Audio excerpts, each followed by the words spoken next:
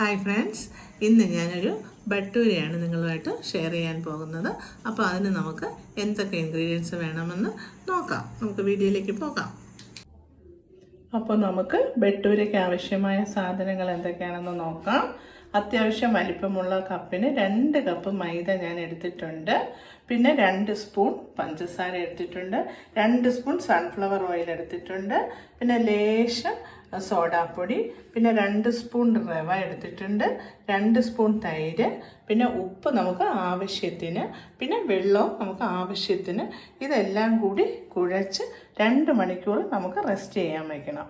അത് കഴിഞ്ഞതിന് ശേഷം വേണം നമുക്കിത് ഉണ്ടാക്കാനായിട്ട്. അപ്പോൾ നമുക്ക് മാവ് ഏകദേശം 2.5 മണിക്കൂറോളം വച്ച് ഏകദേശം റെഡിയായി വന്നിട്ടുണ്ട്. ഇനി നമുക്ക് ഓരോ ഉരുളകളാക്കിയിട്ട് നമുക്ക് പാൻ അടുപ്പത്ത് വെച്ച് ചൂടാകുമ്പോൾ നമുക്ക് ഓരോന്നായിട്ട് ചുട്ടെടുക്കാം. അപ്പോൾ പരത്തി വെച്ചിട്ടുണ്ട്. ഇനി ചൂടായ എണ്ണയിലേക്ക് നമുക്ക് ഓരോന്നായിട്ട് ഇട്ട് ചുട്ടെടുക്കാം.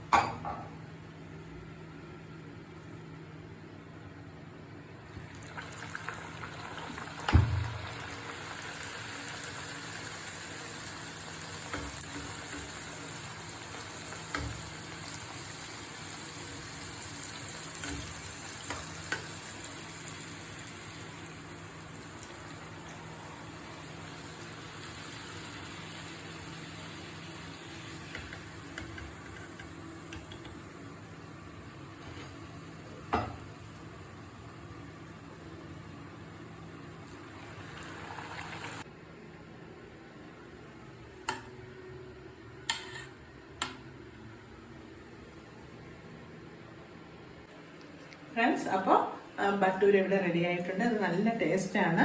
പൂരി പോലെ ഇരിക്കും, പക്ഷെ എന്നാലും കഴിക്കാൻ നല്ല ടേസ്റ്റാണ്. പൂരിയെക്കാട്ടിലും വ്യത്യസ്തമാണ് ബട്ടൂര. അപ്പോൾ ഞാൻ മുട്ട സ്റ്റൂ ആണ് ഉണ്ടാക്കിയത്. മുട്ട സ്റ്റൂവിൻ്റെ റെസിപ്പി അടുത്തൊരു വ്ളോഗിൽ ഇടുന്നതാണ്. അപ്പോൾ എല്ലാവരും ചെയ്ത് നോക്കണം. ചെയ്യാത്തവരുണ്ടെങ്കിൽ ചെയ്ത് നോക്കിയിട്ട് ലൈക്കും കമൻറ്റും ഒക്കെ ചെയ്യണം. ഇനി ഒരു വ്ളോഗിൽ കാണുന്നത് വരേക്കും ബൈ.